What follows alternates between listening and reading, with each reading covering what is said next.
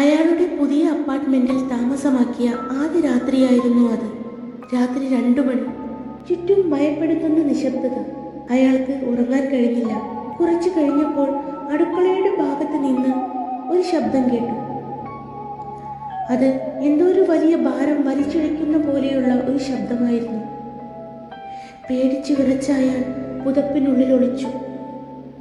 വെറും തോന്നലാണ്, അയാൾ സ്വയം ആശ്വസിച്ചു. പക്ഷേ ശബ്ദം മുറിയിലേക്ക് അടുത്തടുത്ത് വന്നു. അത് അയാളുടെ കട്ടിലരികിൽ നിന്നു. തൻ്റെ കാൽക്കൽ നിന്ന് ആരെങ്കിലും തന്നെ നോക്കുന്നുണ്ടോ എന്ന് അയാൾക്ക് തോന്നി.